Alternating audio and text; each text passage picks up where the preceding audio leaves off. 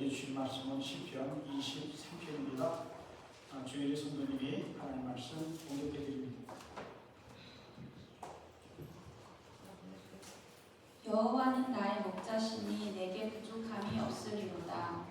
그가 나를 푸른 풀밭에 누이시며 쉴만한 물가로 인도하시는도다. 내 영혼을 소생시키시고 자기 이름을 위하여 의의 길로 인도하시는도다. 내가 사망의 음침한 골짜기로 다닐지라도 해를 두려워하지 않을 것은 주께서 나와 함께 하시니라. 주의 지팡이와 막대기가 나를 안위하시나이다. 주께서 내 원수의 목전에서 내게 상을 차려주시고 기름을 내 머리에 부으셨으니 내 잔이 넘치나이다. 내 평생의 선하심과 인자하심이 반드시 나를 따르리니 내가 여호와의 집에 영원히 살리로다. 할렐루야. 오늘 하나님께 예배드리는 여러분들에게 하나님 우리 아버지와 주 예수 그리스도로부터 은혜와 평강이 있기를 기원합니다. 오늘 시편 23편은 많은 분들이 좋아하는 시편입니다. 특별히 시편 23편 1절은 성경에서 가장 널리 알려진 구절이여 우리가 즐겨 암송하는 구절입니다. 우리가 1절 함께 읽겠습니다. 여호와는 나의 목자시니 내게 부족함이 없으리로다. 영어 문장으로 읽겠습니다. The Lord is my shepherd, I lack nothing. 킹 제임스 버전도 읽습니다. The Lord is my shepherd, I shall not want. 시편 23편은 다윗의 시입니다. 다윗이 지었습니다. 그런데 다윗이 어떤 상황에서 이 시를 지었는지 우리는 알 수 없습니다. 다윗은 고난이 많았던 사람입니다. 이 시를 읽는 사람들의 마음을 평안하게 해주지만 다윗이 많은 고난을 겪은 후에 하나님의 보호하심과 인도하심의 은혜에 감사해서 이 시를 지어 하나님을 찬양했을 것입니다. 이 시편은 단순히 평안함과 안전함을 노래하는 것이 아닙니다. 많은 고난을 겪은 사람이 항상 함께 하시고 도우시는 하나님께 감사, 찬송을 한 것입니다. 여호와는 나의 목자시니 내게 부족함이 없으리로다. 전능하신 하나님이 나의 목자이시므로 나에게는 전혀 부족함이 없다는 것입니다. 야훼 하나님이 나의 목자이시므로 나에게는 과거에도 부족함이 없었고 현재에도 부족함이 없고 미래에도 부족함이 없을 거라고 하는 고백입니다. 부족함이 없다는 것은 모든 필요가 다 충족이 되어 만족한다는 것입니다. 여호와는 나의 목자시니 내게 부족함이 없으리로다. 이 시편은 단순히 아름다운 기도가 아니라 새로운 삶에 대한 선언이고 선한 목자의 인도하심에 전적으로 맡기겠다고 하는 고백이요 선언입니다. 다윗은 이스라엘의 왕이었음에도 불구하고 그 자신도 하나님의 양임을 잊지 않았습니다. 하나님을 믿는 모든 사람은 하나님의 양, 예수님의 양입니다. 하나님을 나의 목자로 신뢰한다는 것은 단순한 감정이 아니라 하나님의 통치 아래 살기로 결단한 것입니다. 여러분, 천주 하나님이 여러분의 목자이심을 믿으십니까? 여러분은 십자가에서 죽으셨다가 부활하신 예수님이 여러분의 목자이심을 믿으십니다. 우리는 선한 목자이신 예수님의 양들입니다. 양은 시력이 좋지 않습니다. 양은 목자의 소리를 듣고 이동을 합니다. 양은 목자의 음성을 들어야 살고 목자의 음성을 따라야 안전하게 살 수가 있습니다. 하지만 우리는 목자의 인도와 보호를 원하지만 목자의 인도하심을 받아들이려고는 하지 않습니다. 왜 그렇습니까? 우리 안에 아직도 내 생각과 내 고집이 남아있기 때문입니다. 하나님은 우리에게서 무엇을 원하신 것이 아닙니다. 하나님이 바로 우리 자신을 원하십니다. 그러므로 우리가 주는 나의 목자시니 내게 부족함이 없으리로다 라고 반복해서 말하는 것으로는 부족합니다. 우리가 단지 말만이 아닙니다. 예수님이 나의 목자라고 하는 고백이 우리의 실제 삶에서 고백되고 구현되어야 합니다. 오늘 우리가 시편 23편의 저자 다윗처럼 목자 되신 주님의 인도하심을 받으려면 우리가 어떻게 해야 하는지 함께 생각해 보려고 합니다. 첫째로 목자에게 인도함을 받으려면 온전한 순종이 있어야 합니다. 요한은 나의 목자시니 라고 하는 이 말은 깊은 의미를 담고 있습니다. 이것은 세상에서 가장 안전한 안식처를 찾은 자의 고백이며 누가 나의 주인인지 누가 나를 인도할 인도자인지를 분명히 아는 자의 선언입니다. 이 선언이 진실하려면 목자의 음성을 듣고 순종이 있어야 합니다. 그런데 오늘날 순종이라고 하는 말은 구시대적 시대에 뒤떨어진 개념으로 들릴 수 있습니다. 세상은 우리에게 종이 아닌 주인이 되라고 요구합니다. 자기 자신을 믿고 모든 것을 통제하라고 가르칩니다. 그러나 그렇게 살면 곧 알게 됩니다.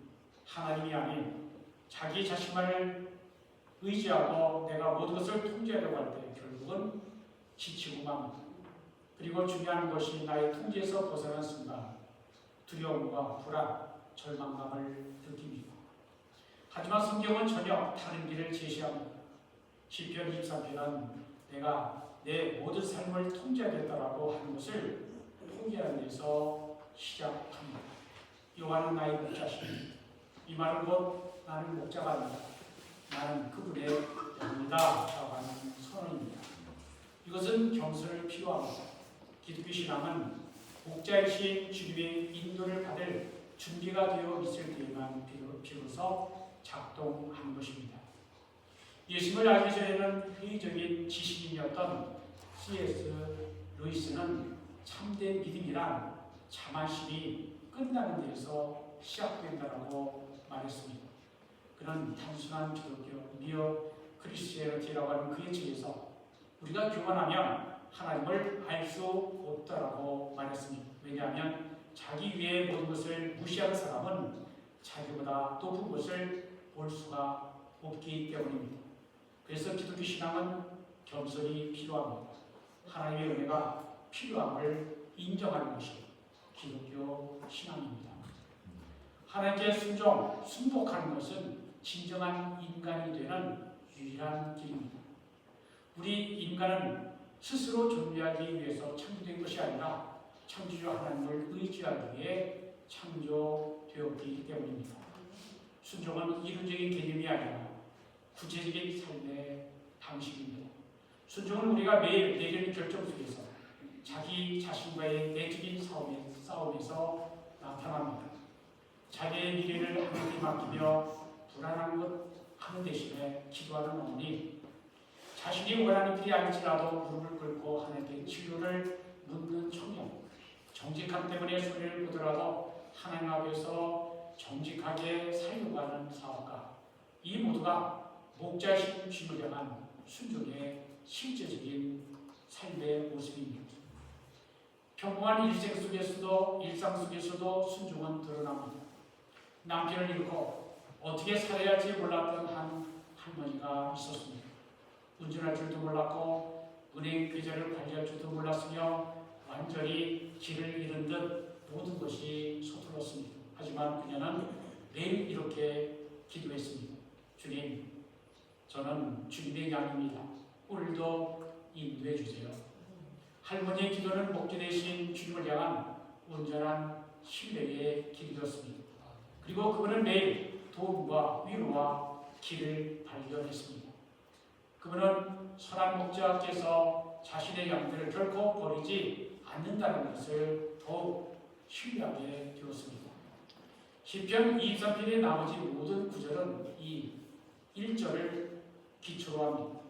푸른 풀밭도 쉴만한 물가도 사망의 음침한 골짜기에서의 보호와 인도함을 받는 것도 먼저 여호와는 나의 목자시니 라고 하는 고백과 순종이 있을 때만 가능합니다.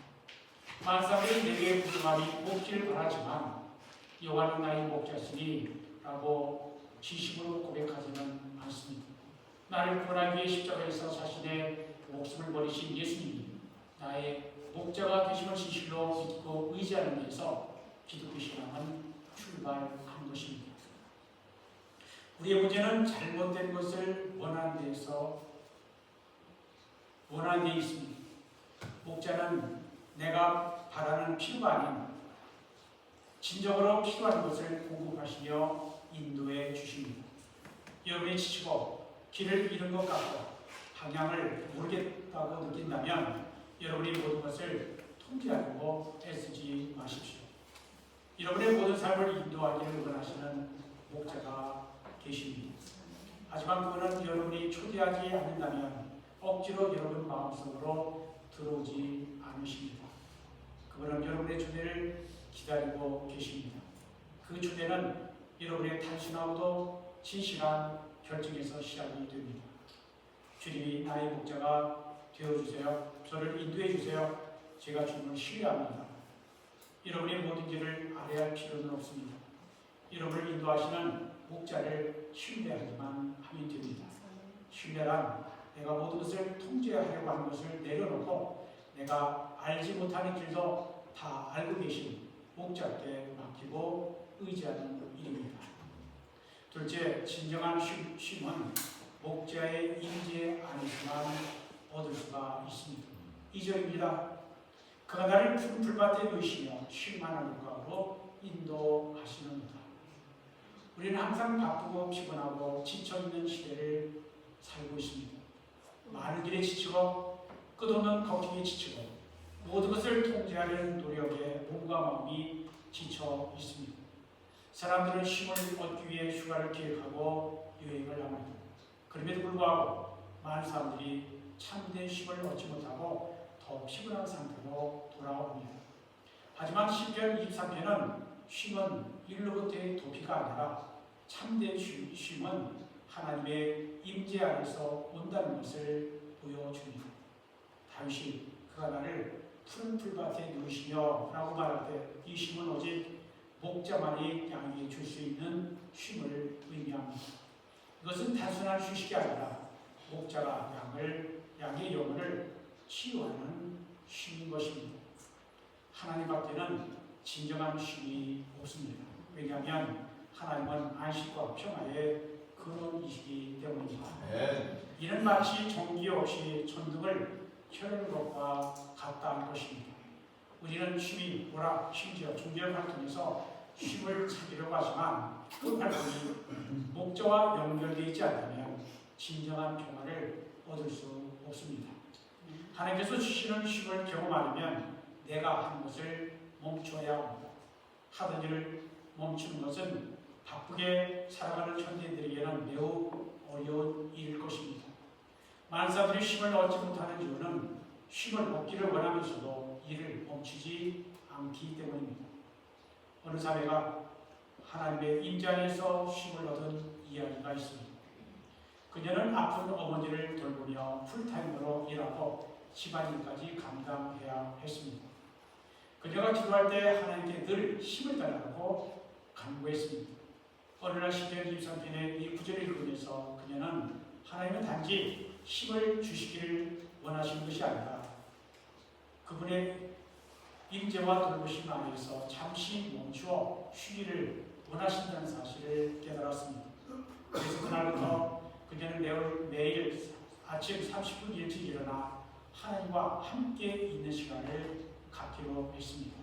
아무것도 구하지 않고 그냥 하나님과 함께 있으려고 했습니다.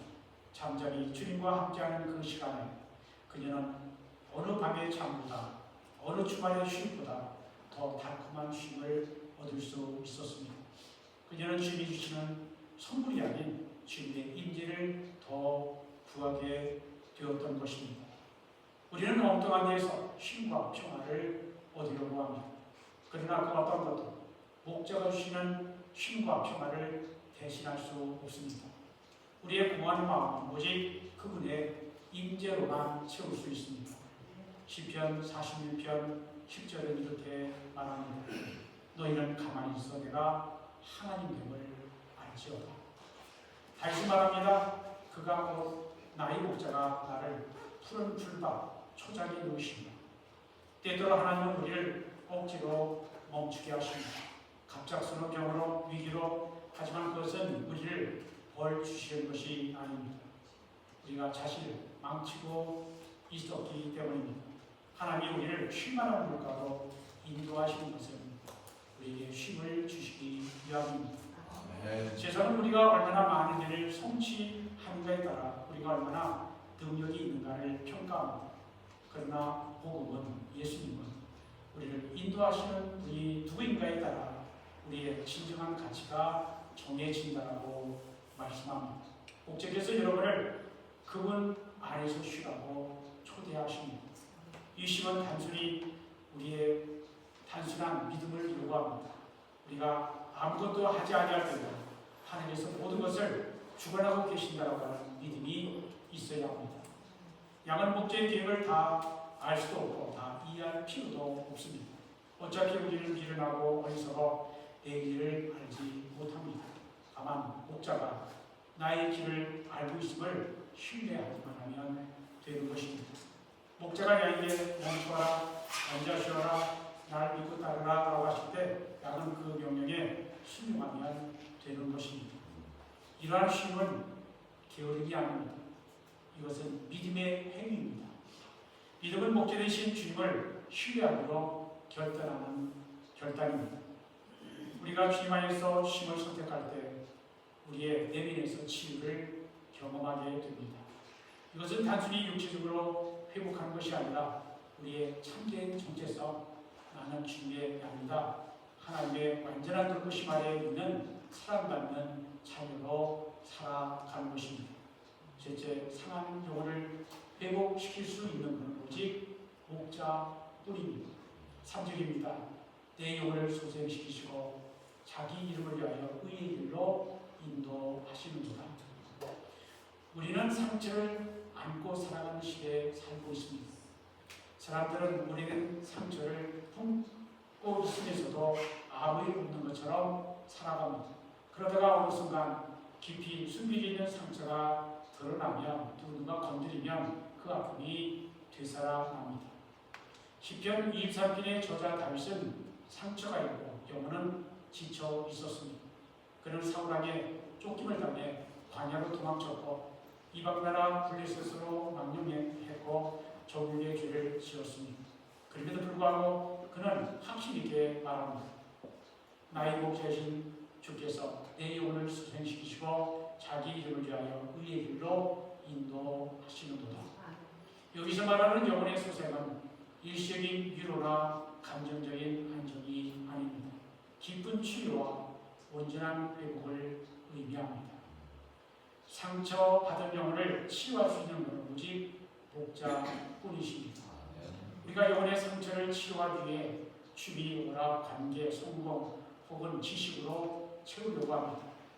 그러나 그 어떠한 것도 진정한 해결책이 되지 못합니다. C.S. 루이스는 이렇게 말했습니다. 인간의 영혼은 하나님을 위해 만들어졌기에 그 어떤 대체물로도 우리의 영혼을 만족시킬 수 없습니다. 오직 하나님만이 우리의 깊은 상처를 만질 수 있습니다. 때로는 우리가 상처를 활동이나 겉모습으로 숨기려고 합니다.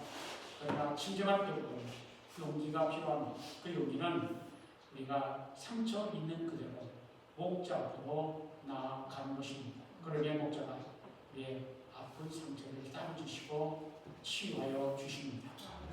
다윗은 하나님이 의의 길로 인도하신다라고 말합니다. 우리를 병들게 하는 것은 과거의 잘못된 선택, 잘못된 길입니다. 하나님은 단지 상처를 고치신 것에 멈추지 않고 우리를 바른 길, 진리의 길, 생명의 길로 인도하십니다. 그리고 이 모든 것을 자기 이름을 위하여 행하십니다. 이것은 우리가 자격이 있어서가 아니라 하나님이 선하시고 인자하시기 때문입니다. 선한 목자는 자기 이름을 걸고 자기 이름에 합당하게 자신의 양들을 신실하게 돌보십니다. 우리에게 필요한 것은 스스로 강해지려고 하는 노력이 아닙니다. 우리에게 정말 필요한 것은 우리가 돌봄이 필요한 존재임을 인정하는 것입니다. 그러므로 선한 목자가 여러분의 영혼을 만지도록 맡기십시오. 우리 영혼의 회복은 목자이신 주님 안에 있습니다. 회복은 우리가 괜찮은 척 하기를 멈추고 주님이 행하시는 치유의 과정이 맡길 때 시작이 됩니다. 그 과정은 시간도 기도도 회개의 눈물도 포함합니다. 하지만 평안과 위로와 그리고 새로운 시작도 함께 오는 것입니다. 상처 입었다는 사실이 부끄러운 것이 아닙니다. 진짜 부끄러운 것은 그 상처를 잘못된 손에 맡기는 것입니다. 우리의 상처를 맡길 수 있는 올바른 손은 우리를 깊이 아시고 사랑하시는 목자의 손입니다. 여러분이 치유가 필요하시다면 그분께 여쭈십시오. 진심으로 고백하십시오. 주님, 제가 지쳤습니다. 제 영혼을 소생시켜 주십시오. 그러면 하나님은 여러분을 외면하지 않으실 것입니다. 하나님은 여러분의 소리를 들으시고 인도하실 것입니다. 여러분의 영혼을 회복시키실 것입니다. 왜냐하면 하나님은 우리를 인도하실 뿐만 아니라 치유하시는 목자이시기 때문입니다. 때때로 목자의 임재는 어떠한 두려움도 이기게 합니다. 4절입니다. 내가 사망의 음침한 골짜기로 다니더라도 해를 두려워하지 않을 것은 주께서 나와 함께 하시니라. 주의 지팡이와 막대기가 나를 안위하시나이다. 용기는 두려움이 없는 것이 아닙니다. 용기 있는 사람도 두려움을 느낍니다. 다윗도 두려움이 있었습니다. 그런데 다윗은 사망의 골짜기를 지날 수도 있다라고 말하지 않습니다. 그는 사망의 골짜기는 반드시 지나게 된다라고 말합니다. 기독교 신앙은 고난이 없는 삶을 약속하지 않습니다. 하지만 성경은 결코 목자는 자기 양을 버리지 않는다는 것을 약속합니다. 다윗은 죽음의 골짜기에서 두려움을 극복하는 비밀을 말합니다. 그것은 바로 주께서 나와 함께 하십니다. 이것이 목자의 약속입니다. 목자의 지팡이와 막대기는 단지 상징물이 아니라 맹수로부터 양을 보호하고 길을 잃지 않게 하는 실제적인 도구입니다. 목자의 돌보심은 추상적인 것이 아니라 실제적인 것입니다. 목자는 지팡이로 양을 인도하고 막대기로 맹수를 물리칩니다. 사망의 음침한 골짜기는 버림받은 곳에처럼 느낄 수 있지만 실상은 목자가 양과 가장 가까이 있는 자리입니다. 양은 어두운 골짜기에서도 두려워하지 않습니다. 왜냐하면 양은 혼자가 아니라 목자가 함께 계심을 알기 때문입니다. 많은 사람들이 믿음은 두려움이 없는 것이라고 생각합니다. 하지만 믿음이란 두려움이 없는 것이 아니라 하나님이 나와 함께 계심을 믿고 신뢰하는 믿음의 선언입니다. 여러분 중에 어떤 분은 어두운 골짜기를 지나고 있다고 느끼는 분들이 있을 것입니다. 여러분이 골짜기를 지날 때 하나님은 어디 계십니까? 다윗의 대답은 분명합니다. 하나님은 여러분과 함께 하십니다. 목자는 사망의 음침한 골짜기에서 자기 양을 결코 혼자 내버려 두지 않습니다.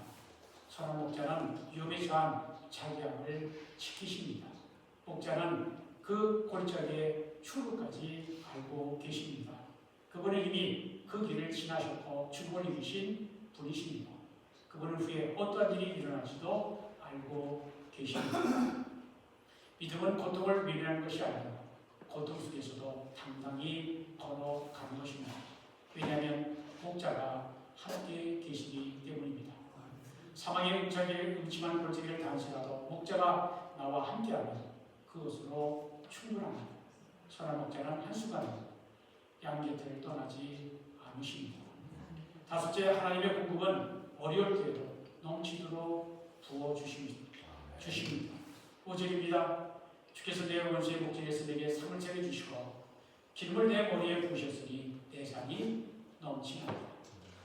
하나님은 왜 우리의 삶에 즐거움과 어려움, 고난과 고통을 허락하실까요? 이 질문에 C.S. 루이스는 이렇게 말합니다. 하나님은 우리의 즐거움 속에서는 속삭이시고 양심 속에서는 말씀하시며 고통 속에서는 외치십니다. 고통은 귀먹은 세상에 들리게 하시려는 하나님의 확성기이다. 즐거움 속에서는 하나님은 가만히 말씀하신다는 거예요. 그런데 고통 속에서는 확성기처럼 외치신다라는 말이죠. 목자이신 하나님이 양들에게 풍성하게 상을 차려주신다면 대적들이 없는 안전하고 평화로운 장소에서 차려줄 것이라고 사람들은 생각합니다. 그러나 하나님은 원수의 목전에서 우리에게 상을 차려주십니다. 하나님의 공급은 평화로울 때도 주어지지만 고난, 고통 중에도 주어지는 것입니다. C.S. 루이스는 순전한 기독교에서 이렇게 말했습니다. 하나님은 우리의 즉각적인 편안함보다 우리의 인격 형성에 더 많은 관심이 있으십니다. 그래서 종종 하나님은 고난의 시기를 통해 그분의 신실하심을 더 강하게 드러내십니다.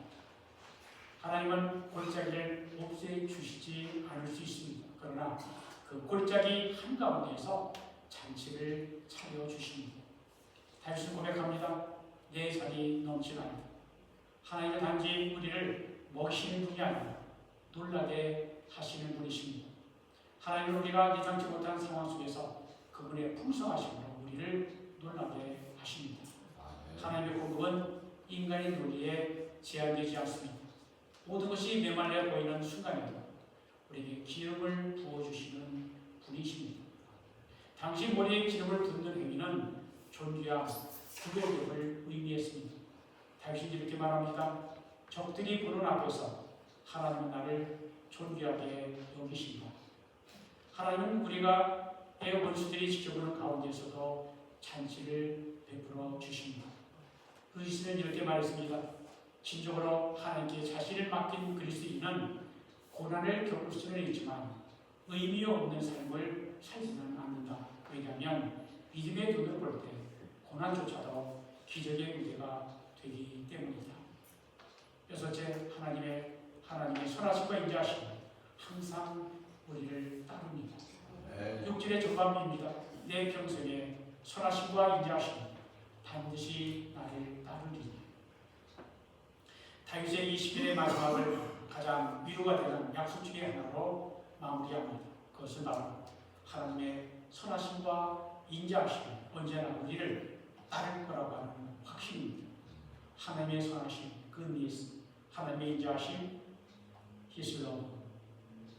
하나님의 선하심과 인자하심은 우리가 실수하고 실패해도 의심이 들 때에도 결코 우리를 떠나지 않습니다. 기독교 신앙의 위장은 우리가 하나님을 찾아가는 것이 아니라 하나님이 이미 우리를 찾고 계시다는 사실을 깨닫는 과정이라는 것입니다. 심지어 우리가 하나님으로부터 도망을 칠 때에도 하나님은 우리를 포기하지 않으시고 찾으십니다.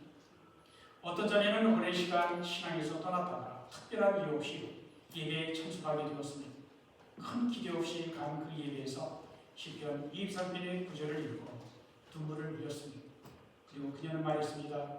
나는 하나님께로 돌아간다고 생각했는데 사실은 그분은 내 곁을 떠나신 적이 없다라고 하는 것을 깨닫게 되었습니다. 이것이 목자이신 하나님의 선하심과 인자하심입니다. 그분은 우리를 사랑하는데 지치지 않습니다. 우리가 넘어질 때 그분의 선하심은 우리를 붙들어 주시고 우리가 쓰러질 때 그분의 인자하심은 우리를 일으켜 세워주십니다. 마지막으로 향해 궁극적인 목적지는 목자이신 여호와의 집입니다. 6절 후반부입니다. 내가 여호와의 집에 영원히 살리로다. 내가 하나님의 집에 영원히 거하리로다. 다윗은 하나님의 돌보심, 인도, 쉼, 보호, 공급, 선하심과 인자하심에 대한 고백을 한 후에 이 시를 희망과 목적이 가득 찬 선언으로 마치고 있습니다. 내가 여호와의 집에 영원히 거하리로다. 이 고백은 인간 존재의 가장 깊은 갈망을 드러냅니다. 하나님께 소속되고 싶다라고 하는 갈망, 집에 있고 싶다라고 하는 갈망, 완전히 받아들여지고 사랑받고 보호받고 싶은 갈망. 다윗은 내가 진정한 안식처를 찾았다고 선언하는 것입니다. 그 안식처는 명예도 권력도 물질도 아닌 오직 하나님의 임재 안에서입니다. 우리가 이 땅에 사는 동안 목자의 돌보를 받으며 그분과 동행하는 삶도 은혜요 축복입니다. 그리고 이 세상 떠나는 날 우리는 아버지 집이 있는 천국에서 주님과 영원히 함께 사는 복이 있습니다. 말기암 환자였던 한 노인이 이렇게 말했습니다. 이제 나는 집으로 갑니다. 그는 자기가 오랫동안 살던 이 땅의 집을 의미하는 것이 아니었습니다.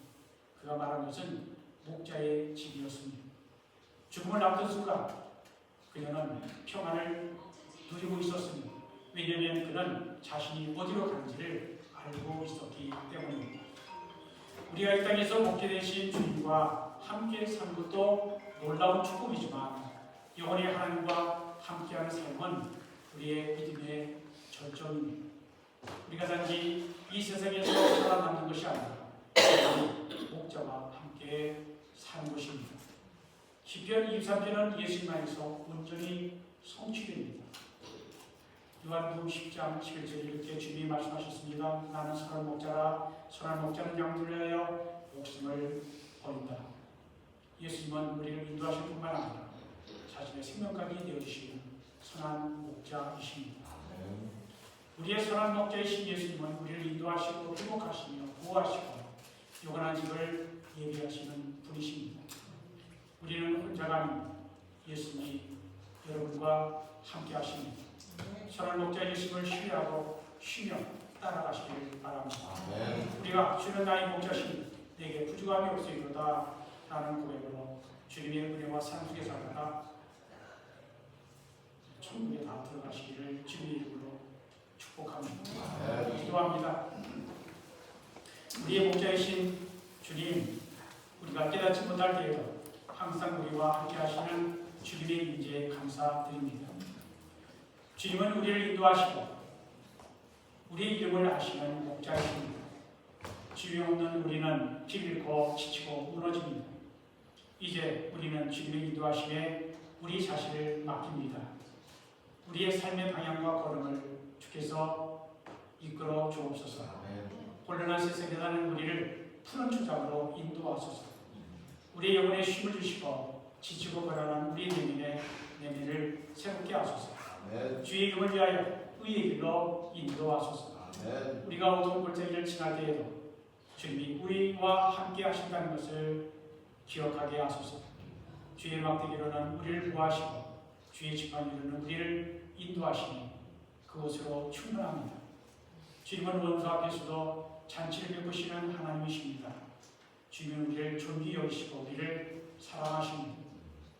우리의 삶이 주님의 은혜로 넘쳐납니다.